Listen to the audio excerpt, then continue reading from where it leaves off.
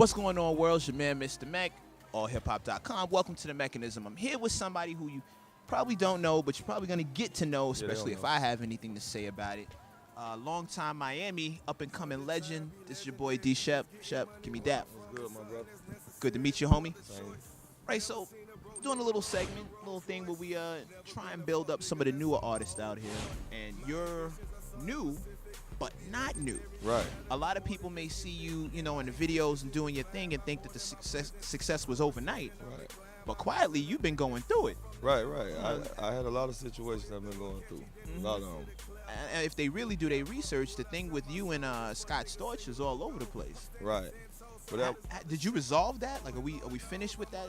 I mean, that's done. I was kind of like a outside party, so I wasn't really like hands-on with the situation because I was more concerned with what I had going on, but I just always knew it was always being taken care of. Mm-hmm. But the situation resolved now, and I'm guessing everybody happy. I don't know how happy he is. You sued him. Well, yeah. I don't know how happy he is, but the people who supposed to get what they get, I guess they all happy. Right. So have you gotten that already, or are you still waiting on it? Or? No, I mean, honestly, like we didn't really need it, but we good. You understand what I'm saying? We didn't really need it, but we doing our thing out here, so we all right. I mean, it was a Scott Storch situation, right? That you had. It didn't work out. You moved on to DJ Khaled, and the situation was funny with that too. Like, run that through real quick. The Khaled situation was actually first. Like that. Okay, excuse me. That was the first situation, and what it was is just I was rapping, and I dropped a mixtape called Rent Money. Okay. And Rent Money basically, like if you from Miami, you say that name Rent Money, everybody know exactly what that is. I mean, I'm talking about when I say Rent Money came out, it shook the streets. You understand what I'm saying? Mm-hmm. Like I'm talking about it knocked them over. So when it did what it did, I was around. I was doing shows. I was on the road. I was doing my thing, and I remember I went to the Circle House Studios to do a verse with somebody, and DJ Khaled was there. I still remember like it was yesterday. He was there with Jim Jones, and they was doing like a verse too. And he walked me in, and he just started talking to me, and that's when he kind of first hit me with the game plan. Like I'm starting a label, and I want you to be my first artist on the label. So at first I didn't really pay it no attention, and then as my buzz got bigger and I started to see that he was serious about what he was doing, he started reaching out to me, and he basically told me, like, I'm in these meetings, I see these people talking about you and these labels hollering at you and such, and I may not be able to offer you as much as they can in the beginning, but it's gonna be better. And we from Miami, and loyalty, we need to do this, and right. Loyal to this, loyal to your city, and if you know me, I'm loyal to my city to damn near to a fault. You understand what I'm saying? So okay. I kind of like took everything he was saying like and believed it. So so at this time I'm like turning down labels, turning down situations because I know that I'm going with Khaled. Mm-hmm. So the whole time I'm just sitting there and I'm waiting and I'm recording and I'm working and I'm doing what I'm doing. And I just remember turning on 106 in Paul, and he was on there. Like, I don't watch TV like that, but I just remember him being on there. He walked out, and I know he was pushing his new album. And they was like, you have a label now. They was like, yeah, we have a label. We just signed a deal with Def Jam.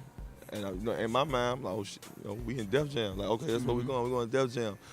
And they was like, yeah, I got my first artist. So this is a whole build up to we at Def Jam. I got my new artist, my first artist. They're like, okay, what's your first artist name?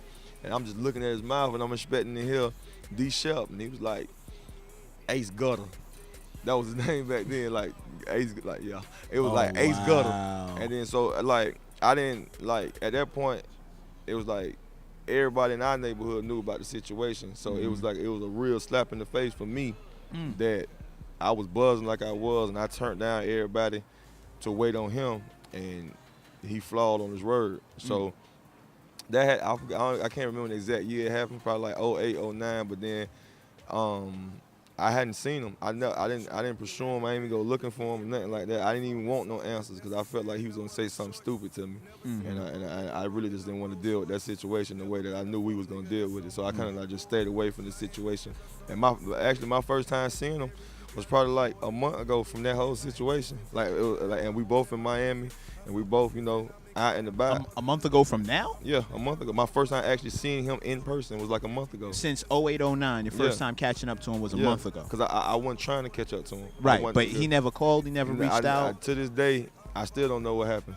To this very day, I don't know what happened. What happened when you saw him?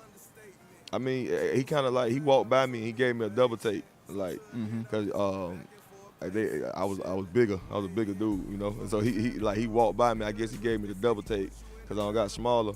But he kind of like walked like, oh, Shep, what's up? This and that and blah, blah. And I kind of, you know, I gave him doubt because, like I said, I'm not bitter about the situation no more. So I just, you know, not dab. I gave him the fist. I gave him a pound. He reached his hand. I gave him the pound. And he was just like, what's up, man? Everything good? I was like, yeah, you can see it. And we all good over here. You feel me? So it ain't no hard feelings. I don't really care because, like I said, we all right. So.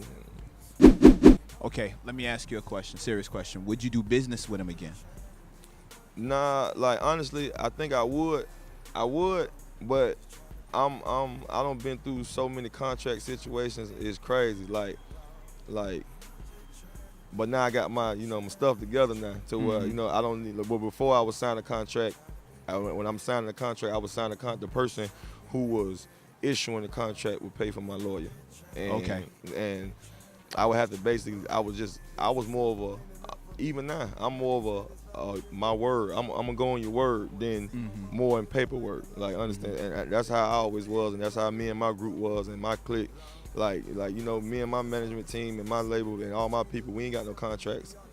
Like, I believe you, and we just not that type though. I'm not gonna say I'm gonna do something and then not do it, and then you're not gonna grind with me and stay by my side and stick loyal to me, and then when it finally happened for us, I'm gonna forget about you. Like, no. Right. So the paperwork would have to be 100%.